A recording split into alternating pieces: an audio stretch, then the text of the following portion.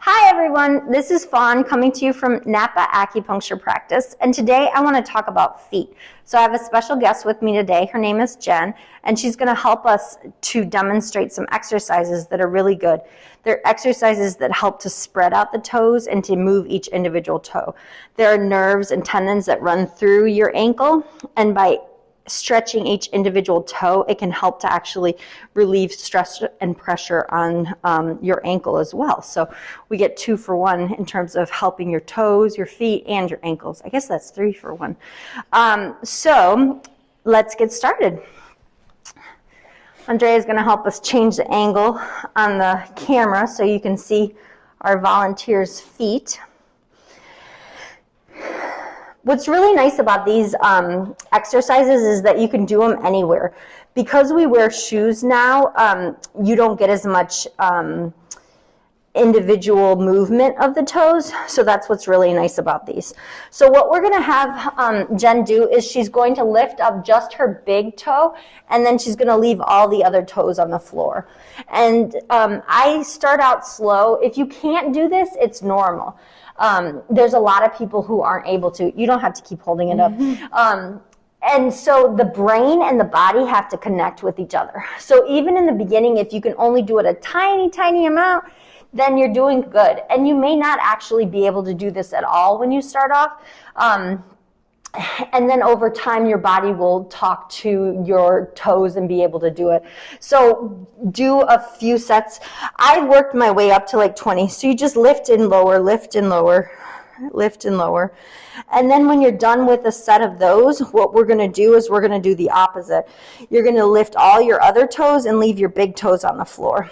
And it's normal that one side you might not be able to lift as much as the other side. And that's okay. That just shows that, you know, there's some weaknesses in the body.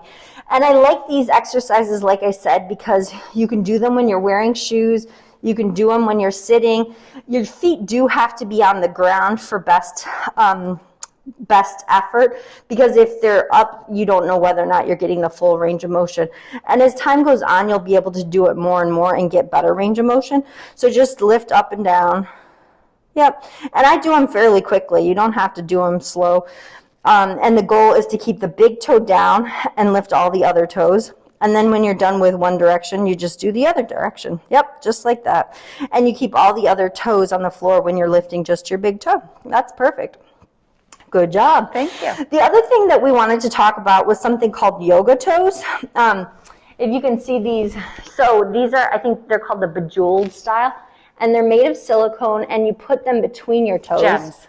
Oh, they're called gem toes. Thank you. Yoga toe gems. Yoga toes.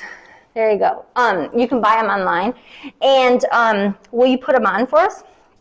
So the thing that's cool about these is that it individually separates each toe so that they all get to have a stretch.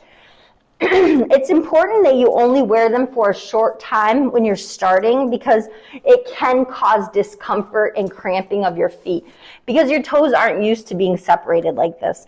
So I like to put them on at night when I am watching TV or relaxing or something. And I started out with, I could only do 5 minutes, and then my feet started to be uncomfortable and ache. And then over time, I was able to do it for longer and longer. And now I can go for up to an hour. And I just do it at night before I go to bed. So that is yoga toes. Some people actually bring them in and wear them as they're having acupuncture too. So that's another fun thing about them. So thank you all for joining us. I'm really glad that you were able to get here and learn about foot health and our jewel toes. And I look forward to hearing how this works out for you. Thank you.